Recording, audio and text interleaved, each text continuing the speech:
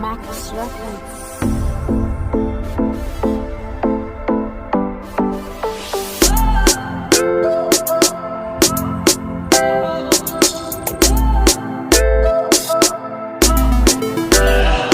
Trying to adjust the environment.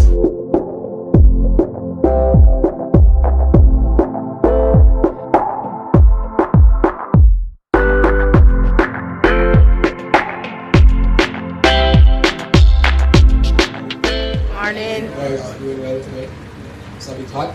It's glad to see everybody's here, and it's good to see the contingencies. Like as Isabella says, around 7 different parishes here. The stakeholders are here. It's good to see Mr. Bernard. Glad to have you here today. My presentation is basically what Mr. Abreu said. I've been looking at silage, the methodologies, at the same time looking at additives. So let us get into it. I think Dean already talked about this, that one of the reasons why we're looking at fodder conservation as a tool to secure our livestock future is because of the changing climate. So it's important that now we focus on hay, making silage to have fodder conserved, we can distribute in the time when we don't have any. So let us look at silage. Anybody know what silage is? Anybody? Nobody? Alright, well, Mr. Abreu, just remember that we have prizes, so persons who don't participate won't get any prizes. So I hope that can, stimulate the answers from everybody. Anybody else want to give me? What? Okay, give me. Mr. Walker. So I think this warrant the first prize for Mr. Walker, right? Yes, you can repeat. Yes, please. Let's push it in.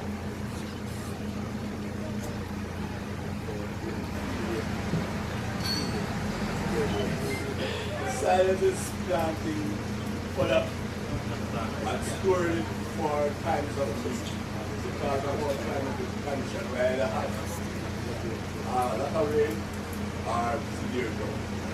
Thanks. Let me ask some of the producers here. Anybody do silage on their farm? Anybody practice it? Nobody. Well, that's good. That's why we're here today. So let me give you a big technical definition for silages. Silage is like a natural fermentation process that uses lactic acid bacteria found on the plant that converts water-soluble carbohydrates to lactic acid. The lactic acid is important because lactic acid reduces the pH, so it makes it more acidic, and this acidity now allows the forage to be stored. And this is nothing new. This has been done from at least ancient Egyptians, where during their cold winter times they would actually store their corn and their wheat in a similar bunker silo to their animals. So it's nothing new we're doing right now. But regarding to our research work, if you look in your books, it's a bit tardy. In the bracketed areas in the books, that is where our focus will be. We're looking at the fermentation stage, we're looking at the stable phase, and we're looking at the feed-out phase. This is where we have a lot of the processes taking place. We can have nutrient loss or nutrient gain, and we're trying to basically control these conditions out to the feed-out stage. So as Mr. Walker said, the advantage of silage is that we preserve it in the time of excess. Just like now. We had rains strangely here for the past, so we have a big fodder bank of king grass here that is not being utilized. So this is the time when we have excess. So we plan now to actually store it as silage. And then what we're going to do is that we utilize it in the time of low available forages. So as what Mr. Parker was saying, where we have limited amounts of grasses to our animals, this is when we actually start using silage to feed up.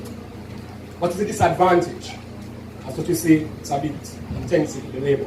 So that's a cost that you have to bear to produce the silage that you want. And then on a more technical aspect, the difficulty of controlling the moisture content of the forages is a problem. Because we can't just cut grass and just put it aside. It has to be lower down to a certain particular dry matter content that would allow for an ideal silage making. So this is me when I was in Israel. If you look in your books, you'll see it. You'll see the level of fodder conservation these guys practice. They have silos that's like about 2,000, 1,000 feet bins. It's around 12 feet high in the air. And when they pack their corn or wheat silages, it's way above my head. It's unbelievable how these guys actually produce enough silage, and that's what they use. They don't have grass like us. It's a deserted place, so what they do is that they have to conserve their feed. And what they feed out to the animals is hay, silage, and a TMR inside the mix. That's the basic ingredients that they use. Then they have a lot of other mechanization, but they actually do this as a business. In the book, you'll actually see the setup. This is how they add the additives. Like, we add molasses, we add urea, and so that we'll talk about later. They have a simple pumping system that they pump up to the top, put it in the back of the trucks, and then they will carry it down to the silos and they pack. For a little bit more advanced technology, what they have now, we have the TMR from J that they brought it in. They have what you call a precision TMR. This TMR machine, it has an attachment at the front that actually goes into the bins, extract the exact amount of quantity that they need. So if they want concentrate, it extract the concentrate. If they want hay, it extract the hay. They want silage. And what it does is make a total mix right there in the field. You want one guy doing that, and he carries it to the farm and delivers it. So this is a machine that I think is probably a little bit light here ahead of us, because it's a bit expensive, but this is how they actually have the mechanization around the system. Then we look at the additives. This is what we're talking about. We have two types of additives. We have the stimulants and we have the inhibitors. The stimulant now encourages lactic acid fermentation. We can provide acids or we can provide fermentable substrate like molasses. Then we have the inhibitors, which either partially or completely restrict aerobic and anaerobic microbial growth, but these are the putrefactive organisms that we call sponge of the silage. Let's also look at some of the benefits. The benefits of adding the non-protein nitrogen sources like the urea, your ammonia, your chicken litter, is that you supply a nitrogen source that you need for your animals. Silage is not really to provide protein per se, it's really an energy source. But giving a certain amount of protein content is needed for the animals to have a good functional role. That is why we add the urea and the ammonia to the silage. But why is it that sometimes we actually have to do it? It's a case like, no, we have very old clean grass here. It's very dry, very dignified. And making this into a silage will have an imbalance with the carbon and nitrogen ratio. So what we do, we actually add urea or we add chicken litter to match that balance to actually have a good fermentation process. Then we have molasses, which everybody here knows molasses. What's the benefits of molasses?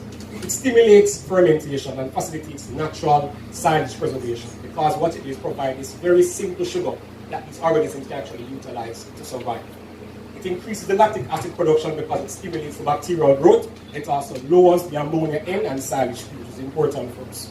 It also improves the dry matter digestibility and the silage intake because it's now more palatable, it has a better aroma, and the animals will eat more of it. And it's a rich source of natural sugar and energy. When we looking at our organic acids, it's probably a bit strange. I know we don't really practice this here in Jamaica, but I think it's something that we should move on to. Organic acids as an additive for silage. And the best one I can think about right now is citric acid. Everybody knows citric acid. They use it to preserve our food. And because it's actually a part of the food industry, I think it's probably the best organic acid that we should use in making our silage compared to using formic acid or some other things. I think citric acid is the best. So what organic acid does, it actually preserves the protein. 80% of the protein is preserved using this organic acid. It also increases the value of the silage, and it improves the fatty acid composition of the silage. It's important for our dairy farmers because these hoofs, the polyunsaturated fatty acids, will pass down into your milk. So if you can get more of this, the best fat content from the silage, it's better for us regarding the nutrition we need to provide milk.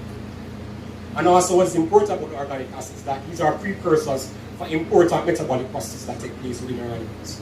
Like the Krebs cycle and the citric cycle, which provides energy for animals. So it simply goes into the metabolic system for these animals to provide energy.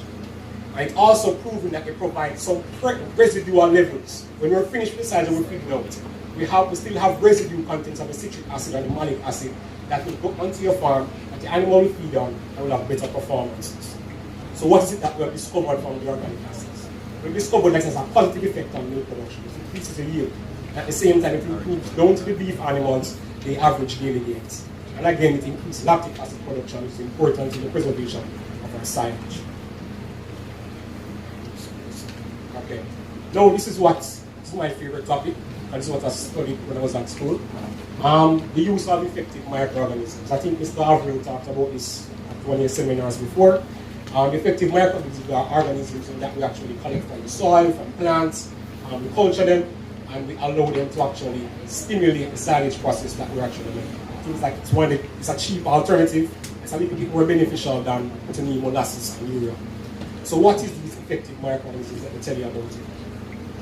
They market it to increase lactic acid production, it lowers the pH, and they actually put enzymes that is known to degrade the cell walls properly, which will improve our fiber digestibility. And how is it that this works? It works on the principle of competitive repression. So let me give you an example of competitive repression. This side is more than that side. So this would be your left, right? My right, your left. So because this side has more, this side, say for instance in a football match or in a wrestling match or a tug-of-war match, would highly likely beat this side because they have less muscles. So what we do is that we actually inoculate the silage with some of the best organisms that we know that they need, some of the lactic acid bacteria, some of the yeast, some of the fungus that they need, and that will now compete against the putrefactive microorganisms and will reduce them. So this allows for now the silage to last a little bit longer. So I did a research using effective microorganisms on wheat, because that's what they have in Israel. They have wheat and corn. They plant wheat in the early parts of the year, corn in the last part. I will plan to actually mimic this experiment here in Jamaica now, using our local ingredients. So what we did, we look at EMZoo, which is the product, and urea, and look at its parameters affecting the aerobic stability, the fermentation characteristics of the silage. We actually look at the digestibility also, but that is not for this product. We actually do the actual silage product. So let us look at pH. And again, pH is one of the most important parameters as a researcher we have to measure. The EMZoo, what we actually looked at in this experiment, actually had a reduction in pH compared to all the other products. It was the lowest for the entire 28-day period, which is actually good. So it actually shows that it actually rapidly reduces the pH content of the silage, which allows it to be preserved better. And it dropped at the 3.73, which is ideal. That is pH. Then we look at the lactic acid production, what is produced. And since we had a lower pH with the EMZoo, we're expecting the same result for the lactic acid. And it did prove it. And the EMZoo, plus the EMZoo and urea, had the highest level of lactic acid production, which is good. We look at the aerobic stability. Aerobic stability now speaks to when we're actually ready to feed out the silage. We always say feed out the silage fast because once air gets inside it will start to spoil. So we actually mimic this experiment and see if we allow this open up the silage, how quickly will it start to spoil. And what we did, we measured the CO2 content, which is the respiration. What we had lower CO2 productions with the effective microorganisms and the effective microorganisms with urea. So it actually shows that it's actually allowed for a more stable silage. It works in two ways. It can actually feed out a little bit longer. It actually allows you to save and have less loss of the silage, which is very important regarding economics. Then we look at the microbial count, and there's supposed to be a correlation that the microbes is what causes the spoilage, yeast and molds. So that is what we actually investigated in this experiment. The levels of yeast and molds found in each of the different silages. And what we actually discovered was that the effective microorganisms and even urea by itself was adequate enough to lower the microbial count that would cause spoilage. Again, this is bad, but if you look in the document, you'll see this was the actual microbial count plating that we did. And for the EM, it was actually lowest compared to the control and even to the urea. So we actually have less microorganisms being developed after it's been exposed to the air cause spoilage to the silage. So let us tone it down now, we're moving quickly. Rule of thumb. Because a lot of people go there and say this product or that product can improve the silage nutrient value. And to me it's a big fraud. What is important is that the quality input is what we call quality output. Like, for example, not to bash ourselves, but this spin grass that we're carrying is not of the best quality. There's no real way that we can improve this to any much other level than what it is. So I'm saying to the producers, use the best spin grass or common what you have to actually put inside the silage so that you can get back good quality silage. Putting in something bad, you get something bad. That's what it comes down to. So, in all fairness, you really have slight changes in nutritive value. As a matter of fact, silage is known to even reduce the energy content of the particular feed. It was actually about storage, mainly than providing quality nutrients. So we actually have slight changes in the nutritive value, like energy and protein. And the aim of our research is to minimize the potential loss and to enhance the silage quality.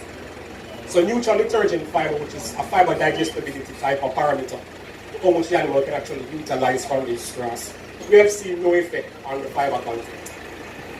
Because again, lactic acid bacteria really and truly cannot degrade the cell wall of some of these grasses. But however, AIMS uses that they put enzymes inside of it that's supposed to help with the dissolution of the cell walls. But from my experiment, that wasn't really what we saw. We actually saw a retention, which I think will be even a good thing also, because retaining the dry matter is also important. But there was no significant improvement in the fiber digestibility using effective microorganisms or even urea. What was a bit strange was also the crude protein. It's a give and take. What was important is that we actually saw less proteolysis, meaning that we actually had less protein being lost because of the silage process. And what was strange is that we actually saw an increase using the effective microorganisms. And we bring that to the point that the effective microorganisms now, when actually with urea, that combination allows for the organisms to flourish well, so we have microbial protein being formed, which is also a good source of protein. So not much changes in the CP. We can say that we can maintain it, or we might achieve some additional microbial protein that can add some value to your silage. So in conclusion, I can say that silage additives has been proven to enhance the silage fermentation characteristics and the aerobic stability. And this ultimately leads to better animal performance. An important issue of relevance is the aerobic stability, because we don't want to be making the silage and it spoils. So we have to look at how that we can actually maintain and have good quality silage even when we open it up and allow it to be fed up to the animals. It also proves that we have silage additives that's proven to have a synergistic relationships with other additives. Like in that case where we did the EM soup and the urea, we saw an increase in the crude protein. We actually saw a reduction in the amount of microorganisms being formed. So there is a way how we can combine what we have together to get a better result in our silage. And what being said before is that we need to drive local-driven research initiatives, especially with our stakeholders, to improve what we're actually doing now on a local level. So, silage, do it right. Thank you for listening. Any questions?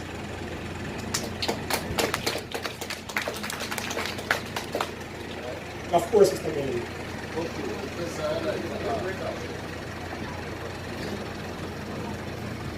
Good morning. Morning.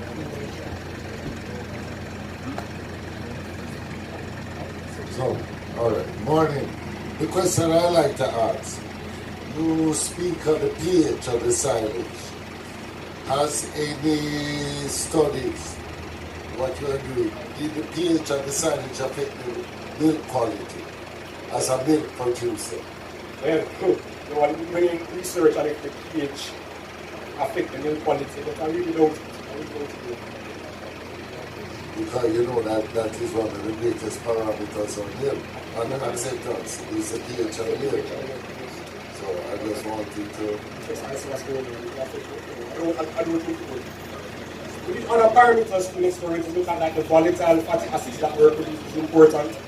And we actually got, with the EM, we got more propanoic acid being produced, which is good. But we need to do a more fine-tune on looking on what these volatile fatty acids are really being produced to see how we can actually, modify it to assist, especially dairy farmers. Any other questions? That pH you was just talking about, expand, because I don't know. They don't know, okay. I don't know why the pH factor changed.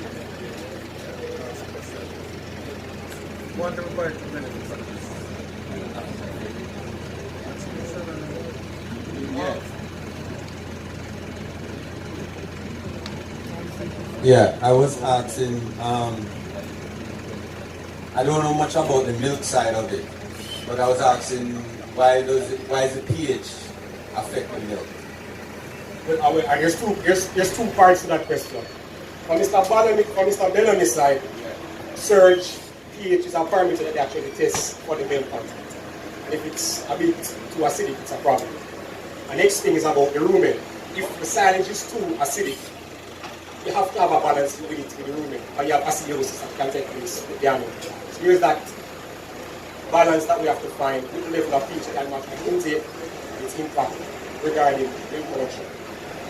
How does the pH affect the milk? I guess what I'm asking is why you're testing for pH, or what's the whole, I don't understand the pH thing. All right. Morning. For the people in here who kind of know me, I'm a troublemaker. So I asked the question deliberately to bring up this point. Milk that, for example, Surge Island, we are producers of milk and we also process milk. The ideal pH that we would like for milk is somewhere between 6.6 and 6.8. That is slightly acid towards neutral. So I asked the question to bring a point to the users of silage that we need to balance it, that we look at what they call acidosis, which is a problem that can develop in the cows if you're not giving enough dry matter with the silage. So this is another part. If the acid level of the milk is off, it causes instability in the proteins in the milk. So what can happen is when you heat the milk, you get clots, what they call clot and boil test, where if the milk proteins are not stable because of a too acid rumen levels or too acid milk, it will cause the milk to be unstable. So basically that was the reason. So.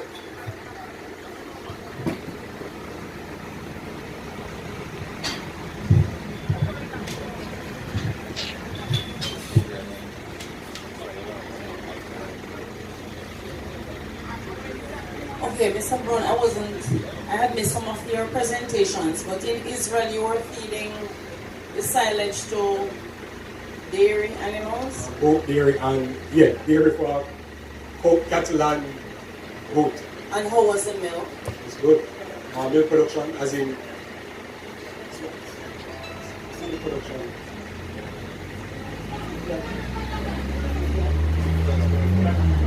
It's about 50 something liters. That actually have the highest milk yield in the world now. For cow, but what For about cow. for goat? I do remember for goat. But what we're getting, I think, when we were at school, it was a little bit on the downside. I lost a lot of the animals. I'm not sure why. But we're getting at least like 2 liters, 1.5 liters. We had some samples there. It really produce a lot of milk. So you had silage and hay. You were feeding silage with hay. We're on the dairy farm that I worked at was strictly TMR. Strictly ensiled TMR. So it was a silage TMR ration that we were actually feeding out to the animals. That was with wheat, corn, and hay. The balance and then concentration.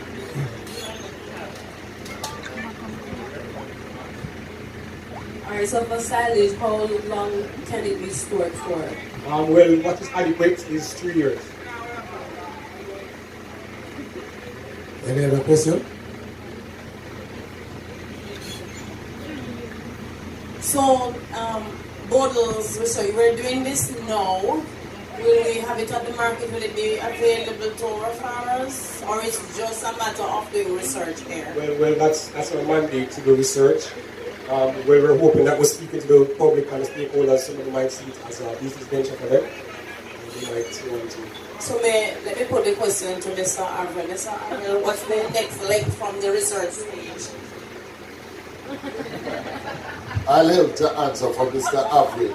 From a news item yesterday, the Minister of Finance made a very impassioned speech yesterday about R&D not being considered an expense but an investment, and that is what we need to look on. That R&D is making an investment in knowledge. This knowledge will be available to all the stakeholders here, and I was happy to count that I counted 7 parish livestock officers here. So this is knowledge that should be going to 7 parishes at least for us to use the knowledge. So it's not something that they might be doing R&D here and that's their mandate. but it's for us to take the information from what they produce here and use it to make money, to be profitable. And that's what we're all in business for.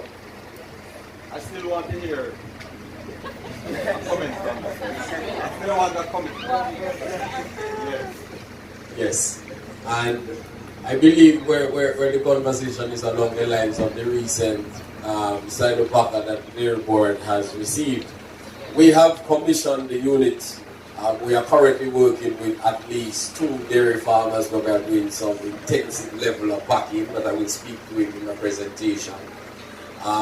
We will also continue moving the equipment around wherever fodder banks are available and do packing at different locations. So in the interim, we have a small scale machine, and I will emphasize that it is small because it packs 50 to 70 kilogram bags.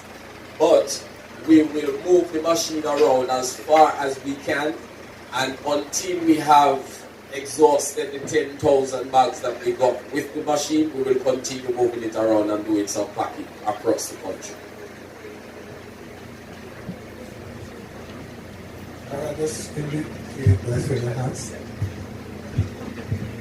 Alright, good morning. I would like to know the impact that variation in temperature could have on the production of silage. Because I noticed you cited Israel with an extreme condition as compared to we in the tropics. So how does that impact? Well, that's a very good question. As in, one of the parameters that we actually wanted to test in this experiment is actually temperature. But we actually used a different model where we're looking using that vacuum seal bags. And because of the surface, it makes sense checking for the temperature. The temperature is very important in the silage making process. As in, the heat development is what actually causes the exponential growth of the microorganism actually the activity.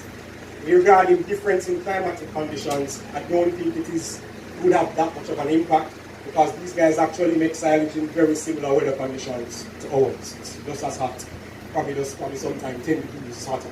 But it's very similar. Who really have problems with making silage is the guys in the colder temperatures. They're the ones who need to make sure they're making silage in the summer times than in the winter times. So the temperature between Israel and here wouldn't affect much of what is really going to take place. Any more questions? Go on, please look. That's very. Okay, thank you guys.